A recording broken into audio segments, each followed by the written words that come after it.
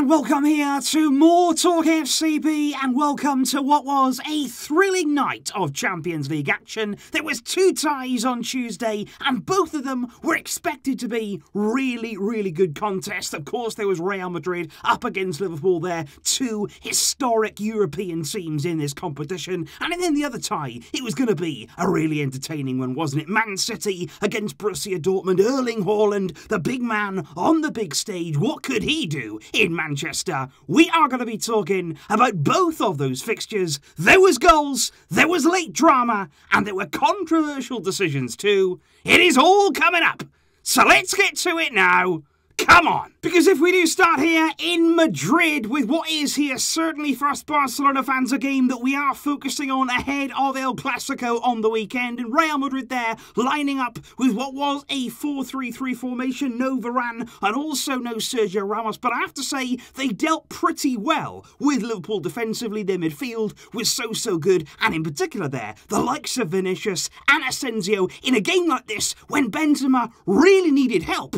They, on the night, they did provide it. And I have to say, in terms of the first goal there, Liverpool started the game absolutely appallingly. Not only did they not really create anything, they didn't really give Real Madrid anything to do defensively, but they could hardly keep the ball. They kept giving the ball away in bad areas defensively. They looked all over the place, and it was an easy, simple ball there. It was a very good ball from Toni Kroos, but it was Route 1 stuff there. Ball in behind, over the top. Vinicius does really well. He takes the ball down on his chest there, away from the defender, as you should do. He doesn't take another touch until then he wants to finish it. And you're going to say from Vinicius, usually in front of goal, I think he can be wasteful. He can be somebody who misses a lot of chances. But tonight, he certainly took them. Good finish there. Real Madrid on the night with the lead.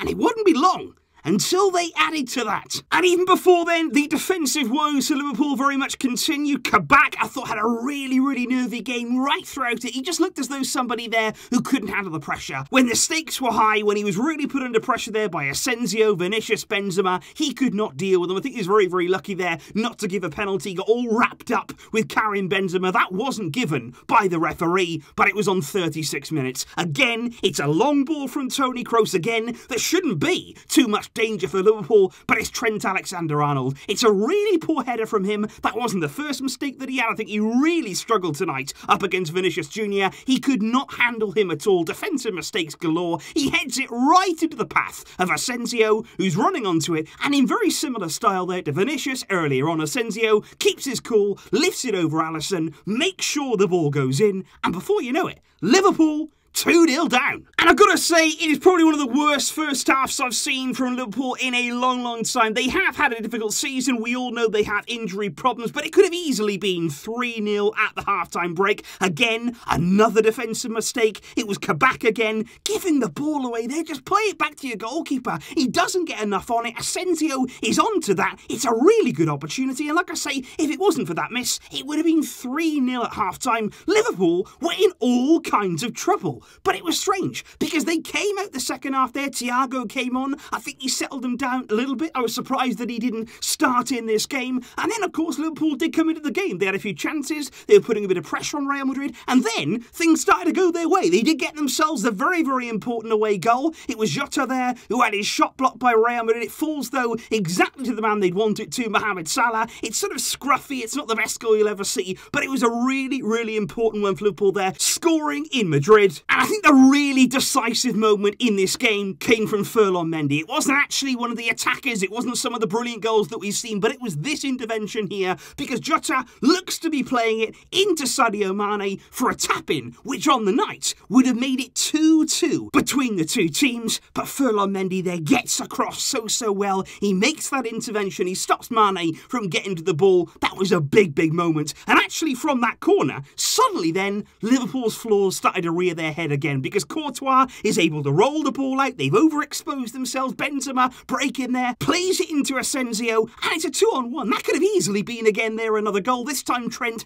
does manage to deal with it, but once again, Real Madrid were allowed the time. Real Madrid were allowed the space to make things happen. This time it's Modric. You look at the kind of space he's in there, the player that he is, the quality he has on the ball. If you give him that much room and time, he's going to find the pass. Plays it there into Vinicius. The ball is good pace on it. He uses all of at that there, first time shot, and the problem is here, it goes through the legs of Nat Phillips, who's another player there that did not have a good game for Liverpool. It goes through his legs, it sort of unsights Alisson, because the ball there, it's not in the corner, he does get a hand to it, he should probably keep it out, but there you go. Real Madrid 3, Liverpool 1, and it'll be a night to forget for many of those Liverpool players, which, let's not forget as well, included their Jorginho Wijnaldum, who on the night there was bullied, and I don't use that word lightly, but he really was dominated there by that Real Madrid midfield, and I just hope here that Ronald Koeman and indeed the Barcelona hierarchy are watching this game, because I don't really think Wijnaldum, we've said it for a while, is what we need in our team. But for Real Madrid, this result, this performance, it will give them a lot of momentum here ahead of the Clásico, but at the same time, we've just got to focus on our job. Of course we know that Real Madrid are capable of this kind of game, this kind of result. We knew that already. We didn't need a win against Liverpool to tell us that we would have to be at our best in El Clásico. Koeman knows that,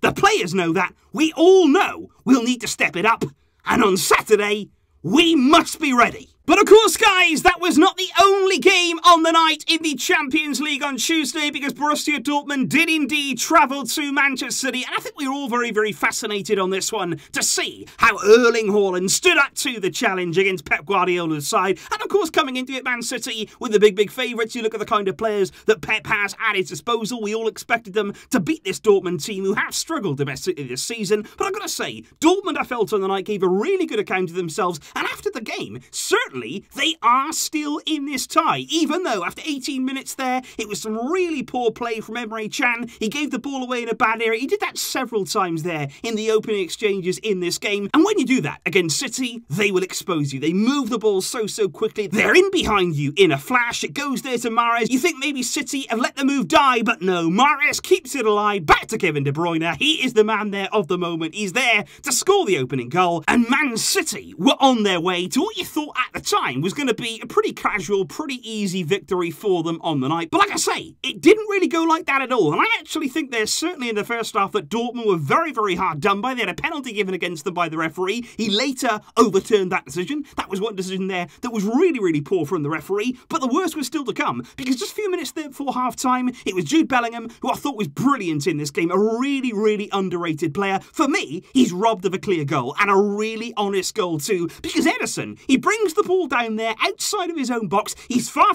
too casual. He doesn't know the danger. He doesn't quite see Bellingham there, how close he is. Bellingham wins that ball fair and square. He comes in, he makes no contact at all with Ederson. He's through on goal, and this is the key here. The referee, he doesn't wait like you're supposed to do with VAR, because what he should do there is let Bellingham score into the empty net, and then you can make your decision. Then you can give a foul if you want, because then it could go back to VAR. But no, he blows that whistle before Bellingham can score, so actually, you can't go back on that. He gives it as a foul. When you watch the replay, there is no chance at all that's a foul, but the referee, howler from him, and at half-time, City had a 1-0 lead. And certainly in the second half, as Man City often do, they did create a number of chances. There was moments there for Kevin De Bruyne, whistled one just past the post, and Phil Foden as well was causing Dortmund real problems. But they were lacking at times that finishing touch tonight. Guardiola lining up for much of this game without a recognised centre-forward. But in terms of Dortmund's main man, it was Erling Haaland, who did have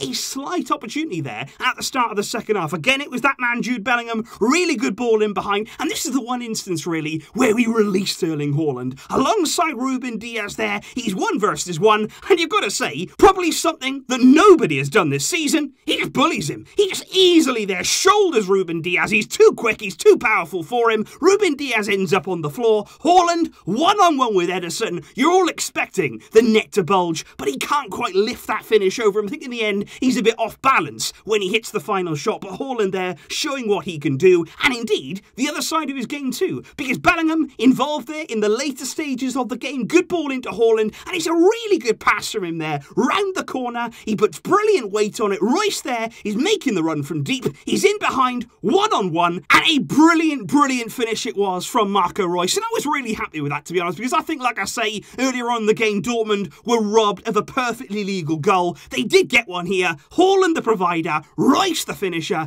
and it looked as though it was going to end here. Man City 1, Dortmund 1. But there was one more moment, and you just knew that if anybody there was going to provide it, if anybody there was going to find that way to the winning goal, it was going to be that man Kevin De Bruyne. He picks the ball up there, a wonderful pass. That's not a cross, that is a pass there that he picks out at the back post to Ilkay Gundogan. It's laid back there, very, very simple stuff to Phil Foden. This time, he can find the finish, and in the end, just about, Man City get their win by 2-1, but heading to Dortmund, they will still feel as though they're in the game. And indeed, guys, that was the action tonight from the Champions League. Real Madrid will head, of course, into the second leg with a 3-1 victory. And this weekend, we do have El Clasico to come. And in terms of Man City, they'll probably feel as though it could have been more comfortable for them on the night. But Dortmund, I've got no doubt at all, they're going to be very, very unhappy about the standard of refereeing. Let me know your thoughts if you watched either of these games, or if you're like me and you tried to watch both. Let me know your thoughts on these games. And of course, coming up this week, there is so much build-up ahead of El Clasico. I will see you then. Thank you indeed for watching, guys. But until next time, as always, Visca El Barça.